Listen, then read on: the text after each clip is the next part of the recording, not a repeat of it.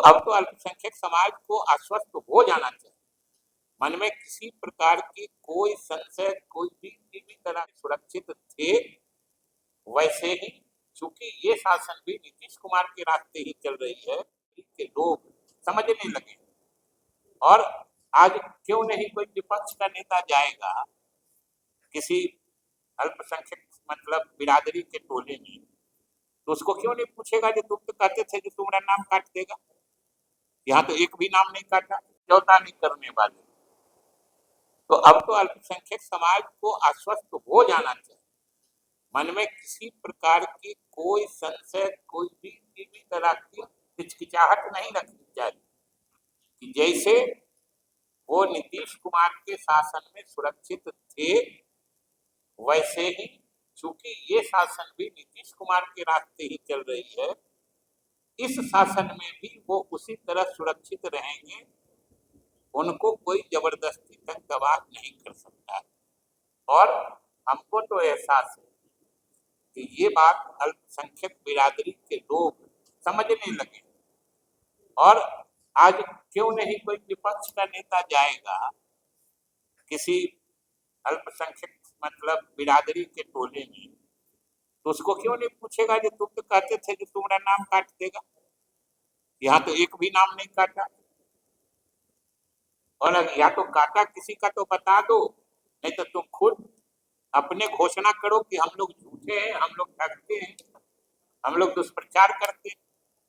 ये क्यों नहीं पूछे।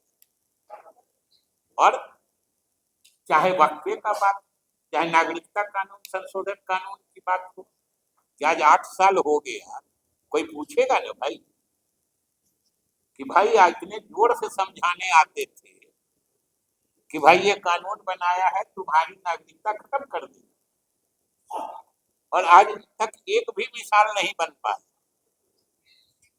तो हम तो यही कहेंगे कि भाई इतने झूठे और फरेबी विपक्ष की नीतियां इस प्रदेश में अब और अधिक चलने वाली नहीं। और जिस ढंग से वो अल्पसंख्यकों को बरगलाने का काम करते थे, बहकाने का काम करते थे, उनका भावनात्मक शोषण करते थे, अब वो मुकम्मल तौर पर समझ चुके हैं कि भाई इसमें से कोई हमारा भला करने वाला नहीं है। क्योंकि इनकी जब हुकूमत थी तो सबसे पिछड़े समाज में अल्पसंख्यक की गिनती होती थी, और कोई 2005 से लेकर 25 के बीच में अल्पसंख्यक समाज में जो तरक्की हुई है उसका कोई हिसाब देख ले। जो पढ़ाई में कितना तेजी आई है, बच्चों को आगे बढ़ने में कितनी तेजी आई है, मुख्यमंत्री उद्यमी योजना से कितने लोग आगे बढ़े।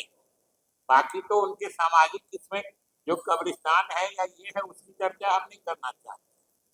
हम सिर्फ जो अल्पसंख्यक गरीब समाज की माली हालत सुधारने के लिए, क्योंकि कोई समाज परिवार आगे बढ़ने का असली पैमाना उसकी आर्थिक स्थिति सुधारना ही होता है।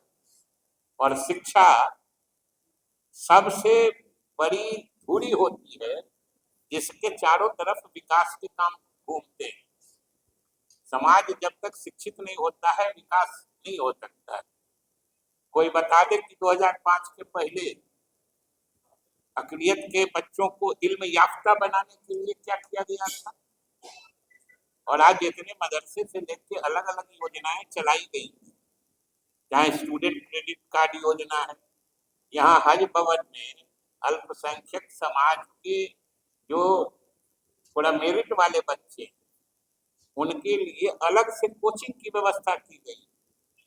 और पता नहीं आप लोगों को याद होगा, अभी पिछले ही साल 2 साल पहले यही फुलवारी शरीफ की एक लड़की वहीं से कोचिंग करके वो यूपीएससी क्रैक करके आईएएस बनी, वहीं से कोचिंग करके।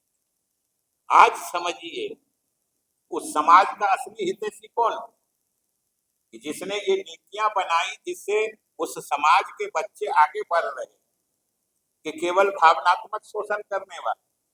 और उसमें भी क्या शोषण करेंगे, कैसे कोई शोषित हो जाएगा।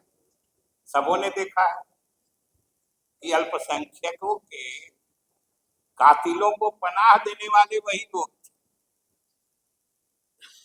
लेकिन एक खासियत उनमें जबरदस्त है जिसके प्रति सचेत रहना होगा, और बेदारी की वही जरूरत है। ये लोग इतने कलाकार हैं कि जो इनके मददगार होते हैं उनको गुनहगार बना देते हैं, जो इनके गुनहगार होते हैं उनको मददगार समझा देते हैं।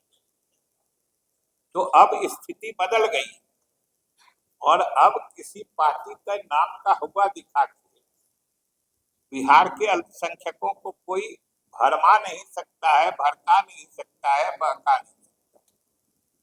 जो ये जमीनी हकीकत, ये सब लोग समझ चुके हैं कि उनका असली हसबखा या हितैषी कौन है।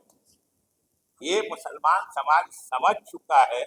इसलिए इस बात की जो ये परिवर्तन हो रहा है, ये हम आप लोगों से भी अनुरोध करेंगे कि इस परिवर्तन को आप समाज के सामने जरूर उजागर करिए, क्योंकि ये समाज के हित में एक तबका जो शुरू से शिक्षा और विकास में उपेक्षित रहा है, एनडीए की नीतियों के कारण आज वो समाज की मुख्य धारा में साथ चलने की तैयारी में है।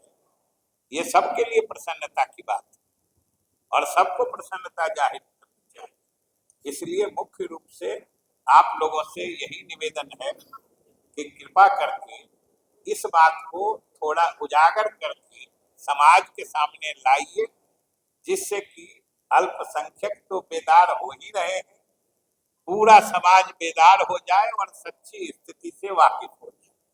बहुत बहुत